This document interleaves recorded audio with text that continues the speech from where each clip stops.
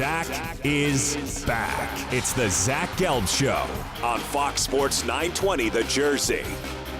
All right, welcome back in. Zach Gelb Show, Fox Sports 920 The Jersey. 609-919-9200 is our number as always. And time in the Princeton Orthopedic Associates studios where we broadcast from is 4:16. The big MLB news today is that Alex Rodriguez won't return this season. Did not rule out next season, but that's from his publicist a few moments ago. And you had the Mets take 2 out of 3 over the weekend. You see the Yankees youth and the Phillies were also able to get the sweep over the weekend. And now joining us is a man that's in the middle of a playoff race as the director of pitching development for the Baltimore Orioles, a longtime pitching coach. He's a mastermind when it comes to pitching, and that is Rick Peterson, who joins us right now. Rick, thanks for a few minutes, and how are you? Yeah, I'm doing great. How you doing? Well, I'm doing great, and we appreciate you coming on. So that's a tough AL East, and we're going to see who wins it and also gets the 2 wild card spots. But what's it like to be involved in that tight race right now with Baltimore? Well, it's incredibly exciting, and Dan and Buck have done a tremendous job to put the team in, in the position that they need to be in, down this pennant race. I mean, and what you hope for is that, you come into September and you have meaningful games in September that, you can expand your roster, and fill in some of those little gaps and holes. So you always have a full gun loaded every night to come off the bench and out of the bullpen. So it's exciting, but there's a long, long way to go. I mean, right now you're probably at about the 21-mile marker of the marathon. So you got another 5+ miles to go. Depending on the team that you root for here locally, whether it's the Mets, the Yankees, or the Phillies, we've seen over the last few years, and also this year specifically with Philadelphia, a lot of prospects get the call up to the major league level and get put on that big stage. You've been in that situation a lot where you had to work with the young pitcher. How do you prepare a pitcher emotionally for their first start? How do you deal with those emotions that are running through his body? Well, number one, you want them to be focused on the process. And, so one of my favorite sayings to our pitchers, as they come into their first outing in the big leagues and, big games is, listen, it's great to have butterflies, but they need to fly in formation right to the glove, So, and Oakland is much different than a big market. So in Oakland during those Moneyball years, we didn't have a choice but to bring up Mulder, Hudson, and Zito. And when they came, they probably really weren't ready. But they knew that they were here to stay, and you're coaching young pitchers that maybe are not really seasoned. I mean, no one's ever too ripe to get to the big leagues. So that being said, it's teaching them how to prepare, how to use the big data, so that they can help them lay out a GPS, help them make better decisions. Understanding how fragile a game is. So when you give up. Let's say in a game where you lose 5 or 6 to, say, 2, you have 5 or 6 runs, that's not 15 or 20 poor pitches. That's basically maybe 3 pitches. I'm watching the Red Sox game today earlier, and, the pitcher for Cleveland, I'm trying to remember who it was, he's pitching a shutout, and 3 pitches later, he's single, and 2 pitches later, he's losing 3-1. 2 pitches.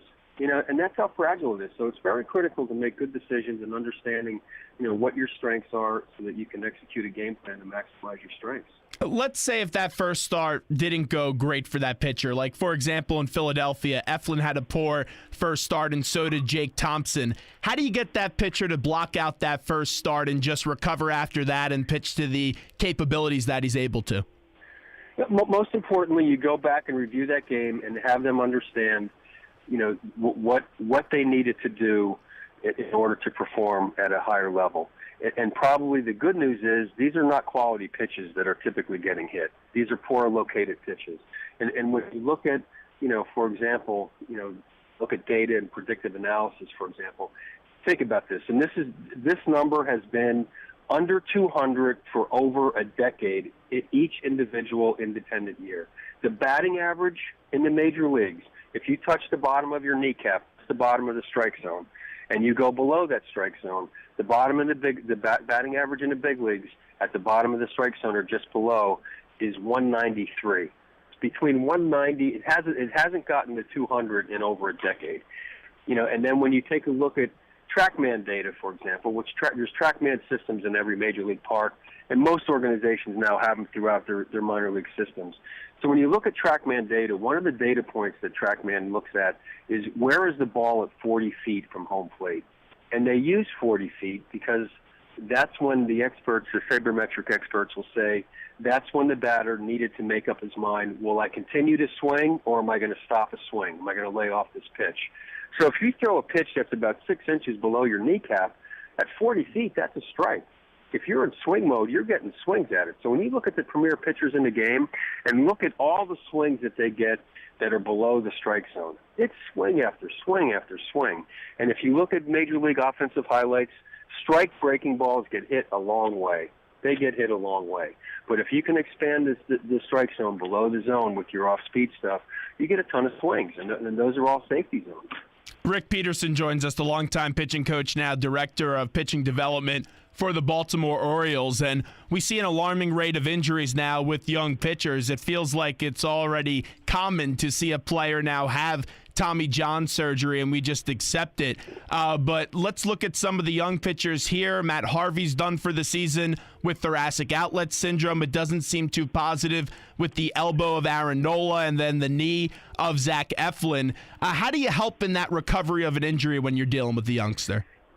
You know, you really just have to accept it and understand that you can't cheat the process. You know, when you're healthy, and you have to go through that process. But this is not just young pitchers. When you take a look at Major League Baseball, and this goes way beyond the last 5 years, but just in the 5 years alone, opening day, there's 150 starting pitchers. There's 5 on each team. There's 30 teams, 5 times 30. Over 50%, over half the pitchers, starting pitchers in the major leagues, will go on the disabled list for a minimum of 2 months every year. Every year. So when you look at this, and then you take a look at, you know, for example, last year Major League Baseball spent just over $1.5 billion, $5 billion on pitching salaries.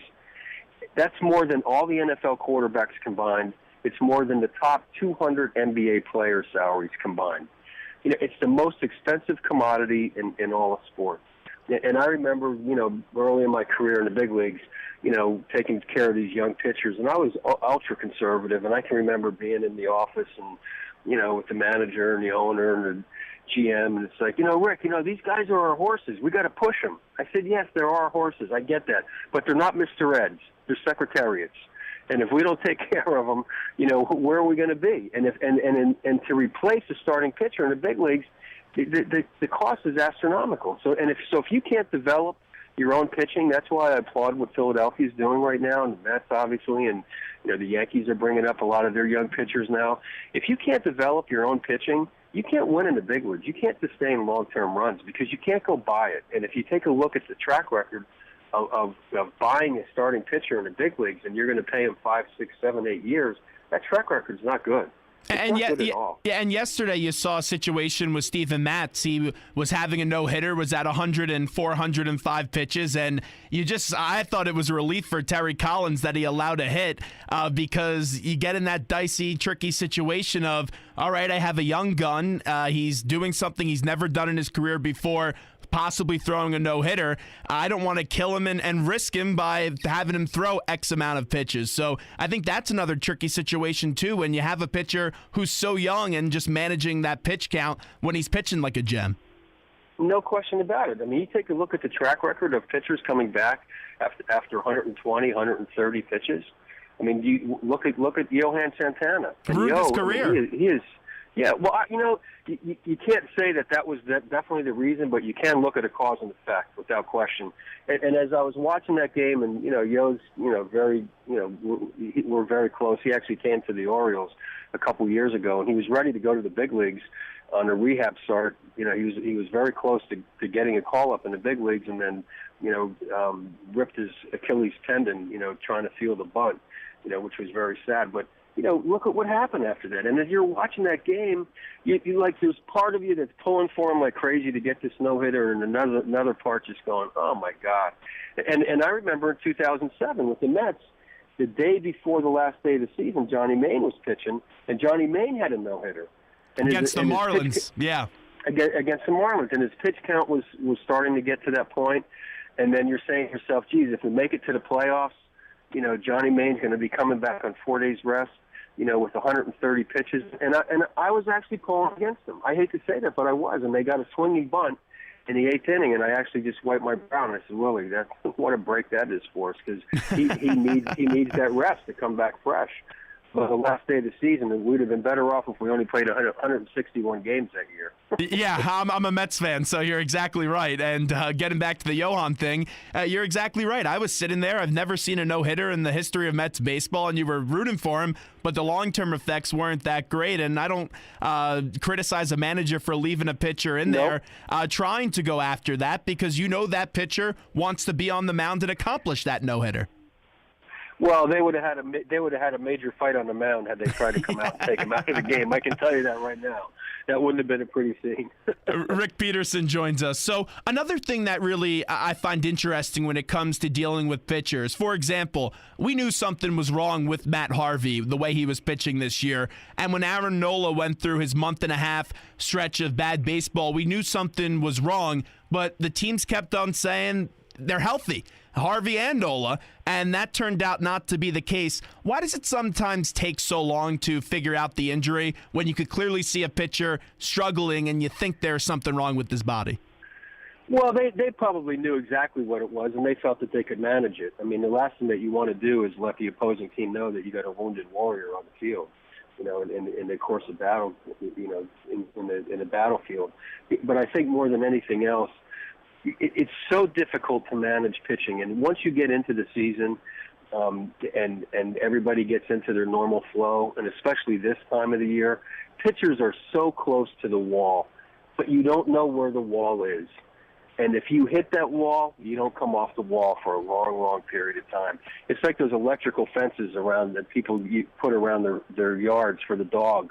They don't know where that edge is until they hit it. And once they hit it, they know now they wish they would have never hit it. And it's scary. And that's why you just have to be so, the more that you can get to know your pitchers and you get to know like their pitch counts, how well they recover. Are they more fast twitch muscle fiber type guys or slow twitch muscle fiber guys that need more rest and recovery? What they do on 5 days rest as a starter, 4 days rest. So you look at Tanaka. The Yankees have done a supreme job of managing Tanaka's workload. I mean, when he came over from Japan, he's pitching every 7 days. You don't know how he's going to respond on 4 and 5 days rest. And so you try to get that 5th day every time you can. And we had to do the same thing with Pedro and Tommy Glavine, at the back end of their careers, and El Duque for that matter. When they got that extra day, it made a huge, huge difference for them. So, one of the keys with a pitching coach is always managing, helping manage that schedule to make sure that they get the rest. And also, the matchups are critical. And then if you come down that last week in the season, even though it didn't work out for us in 2007, but it wasn't a mistake that Tommy Glavine was going to get that ball the last day of the season, and you were hoping that he wasn't going to need to. You were hoping he was going to start the first game of the playoffs, but we had our ace for the last day of the season that year. And also, when you're managing someone and you're the pitching coach for the Mets and you have a Pedro Martinez and a Tom Glavine, clearly, from an outsider's view, you expect to give a lot of advice to those younger guys. How's that relationship like of a pitching coach when you're dealing with a stud superstar pitcher, both guys that eventually made it to the Hall of Fame? You know what? You become their students. They teach you exactly what they need. They communicate very clearly, what they like to do with their delivery when it's at their best. How many days rest do they have? And then what was so beautiful about Tommy and Pedro, they were both such an incredible people that they were always giving. They always wanted to mentor the other pitchers. So all through spring training, when our young pitchers were having bullpens, oftentimes they would be there in the bullpen. And then I would go to them and say, hey, listen, I'm working with, Oliver Perez, with this and that, whatever it was. And I'd go to Pedro and I say, Pedro, I'd really appreciate if you could reinforce this. And he was, it was wonderful. But when you have those kind of guys, I remember we were in Arizona and Tommy was having the bullpen Glavine, and Pedro came down, and Pedro didn't get on the mound as often as he did when he was younger in between starts. But he came down and said, do you mind if, is it all right if I, throw 20, 25 pitches? I said, what are you kidding me? Of course. Of course. And I'm standing there watching Tom Glavine and Pedro Martinez having bullpens, and I'm saying to myself as a pitching coach, how privileged is this, you know? And I'm saying to myself, and I said to both of them, I said, you know, you guys got like over 500 wins standing on these two mounds here. And I mean, it was just incredible. And then I saw a graphic the other day, you know, talking about learning from some of these great pitchers. Saw a graphic the other day. It was about, you know, Mariano Rivera. You know, they had this day for him in Yankee Stadium. So they listed the top 5 closers in the history of the game. Mo, then it was Trevor Hoffman, I think it was Lee Smith, and then Johnny Franco and Billy Wagner. And I'm saying, God, the 5 top closers in the game, and I was privileged enough to be the pitching coach on that on that team for those guys, and what I've learned for them, and then be able to offer that, you know, to our young pitchers here with Baltimore. I was having a conversation the other day with one of our young pitchers about the changeup, and you know how to develop a changeup and grips and so on down the line. And I said, geez, I mean, I had the privilege of being around Trevor Hoffman, Pedro Martinez, Johan Santana, Tommy Glavine. Those are 4 of the best changeups in the modern day history of the game. I said, do you think they knew something about changeups? I said, here's what they thought about it, and here's how they went about the process of executing their changeup. That's unbelievable. And with Mariano Rivera, there's just so many clutch moment after clutch moment, and that's what made him so great. I remember 2003 when he won 3 innings in the ALCS, and they eventually went on to win the game with the Aaron Boone home run. As someone that just values pitching and studies it like no other, what do you remember most about a player like Mariano Rivera? I remember every time I heard the song Sandman, I used to get sick to my stomach. It's a great intro. It's the greatest intro, I think, in the history of sports. When you have that music come on, everyone knew, the game's over. Exactly, and you knew in Yankee Stadium you were going to either hear you were hoping to hear the slow version of the Frank Sinatra, New York, New York, because then you knew Mo didn't get in. You didn't hear Sandman that day. He was phenomenal, and I had a chance to talk to him a couple times. You know, because anytime I bumped into him outside of the workout room, you know, one day in Yankee Stadium, and I said, you know, do you mind if I ask you a couple questions? And he's like, I mean, just what a gentleman. I mean, he's so humble. Yeah, he's so humble, and you know, and again, it was like, and I remember after talking to him, I went like, wow, I just had a conversation with Mariano Rivera. And then I said to myself, let me say it backwards. Wow. It was really impressive. As we're talking to Rick Peterson, so Rick, the big news, Alex Rodriguez says he's not returning this season, although he got released from the Yankees over the weekend. Just take me through what it was like to prepare for Alex Rodriguez when you had to go up against him. Well, I'll tell you what. I mean, I looked at a ton of film with A-Rod, and I mean, when he was at the top of his game, and when he was like hot, man, there was no place to go in the strike zone to get him out. He could only get himself out. You know, so we really looked at, you know, I mean, again, you know, Moneyball was all about, you know, using that data and predictive analysis. That was kind of like the beginning of it.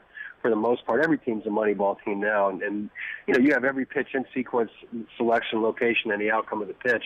You know, so we would go back and take a look at, you know, how we actually pitched A-Rod and how we got him out.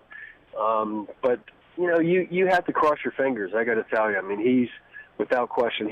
Barry Bonds, you know, Manny Ramirez, Edgar Martinez, Pujols, when they're on their game, they're probably some of the best hitters I've ever witnessed, and studying videotape on those guys. And the conversation that you always have to bring up when talking about A-Rod or a player like a Barry Bonds or a Roger Clemens, and if this is it for A-Rod, everyone's then going to start looking ahead to his Hall of Fame eligibility. I think you have to put guys like Barry Bonds and Roger Clemens and Alex Rodriguez in the Hall of Fame. Where do you stand on that? Should these guys that be able to be in the Hall of Fame? Well, you know what? I don't have a vote, you know, so it's not really fair for me to say because I don't do those, you know, those kind of, you know, in-depth analysis. But I think, I really believe you have to look at circumstances in our industry and maybe have an asterisk next to it if they want to do it that way. But you know, any way you want to slice and dice it, and I don't want to get into that whole topic. It's really controversial and you know, and I really have some personal thoughts on it, which I really don't want to share. But what I can say is that I was in Toronto the first year Roger came over from Boston, and I got to know Roger very well. And I was around him. I watched the way that he prepared. I look at his work ethic. I mean, these guys, there's a high price to pay to be best, and for how they prepared. I watched A-Rod all those years in Seattle and then Texas.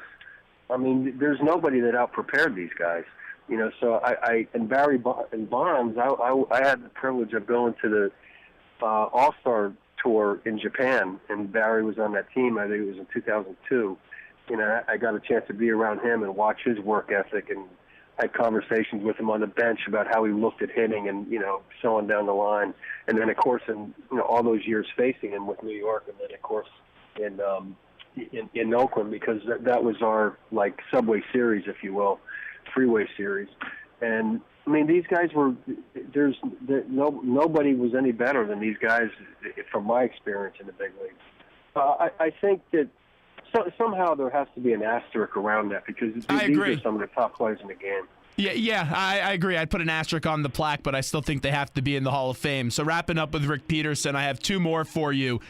So now you have a situation in Philadelphia where there's so much of a youthful foundation on the farm, and the fans are going nuts. They want to see these guys get called up to the big leagues, and there's a lot of pressure on Matt Klentak. How do you just know when a younger player who's dominating in AAA or AA is just ready to get called up to the big league stage? Well, I mean, to a degree you don't, because AAA competition is not major league competition. That's why they call it the major leagues. So you really never know for sure. And there's been a lot of great minor league players that never panned out to be really good big league players. But I think when you're in a situation like Philadelphia is, when you have a youth movement, you know, you're going to find out. You're going to bring them up and give them the opportunity. And then, again, you know, there's a lot of coaching that goes on, you know, with young players in the big leagues. It's not like they're ready to come to the big leagues and they're established, because nobody really is. I mean, you take a look at the struggles that Stanton went through this year. You look at the struggles that Bryce Harper's gone through this year. I mean, you can go on and on. Nobody's immune to it. I don't care how established you are as a player. So I think what's really exciting for the organization is that you and the fans, that you have the opportunity to bring these guys up. There's not as much pressure. You know, you're not in a pennant race, and you have a chance to see how they respond to the premier talent in the major leagues, and see if they can settle in and contribute to a winning team down the road. Hey, Rick, I really enjoyed this conversation. Before we let you run, and we'll definitely have you on again when you release the book, but tell me a little bit about the book that you have coming out. I think it's at the end of January. Yeah, it's coming out about the first or second week in January. Okay. They don't have a specific date yet, and it's a business book, and it's called Crunch Time, Be Your Best When It Matters Most, and it gives, like, life skills about how to handle a threatening situation, a pressure situation, and turn that threat into an opportunity. And we have examples from sports, and then we have examples of how that same skill set transcends into performing at your best in the business setting, and then even life skills, you know, for that matter. And so it's been a real learning experience for me. I co-authored with Judd Hoekstra, who was one of Ken Blanchard's right-hand guys, and, you know, he's co-authored a couple books with Ken. And, of course, you know, Ken's famous book was The 1 Minute Manager, which really impacted my career early in my career. So that's how it really, you know, came about. You know, a lot of conversations, you know, with the Ken Blanchard people, and they said, "Hey, let's do a book." And I said, "I would love to, but it's got to be about leadership type lessons, and it's not going to be about me, and it's not going to be a baseball book." So it's been a real pleasure to do this. Judd's a real professional, and he did a phenomenal job in communicating these life lessons. Well, I can't wait to read it, and we'll definitely have you on again to talk about it when you do release the book. Thanks so much for coming on today, and also best of luck the rest of the season, and hopefully you have a nice long playoff run. So thanks so much, Rick. Awesome. Anytime. My pleasure.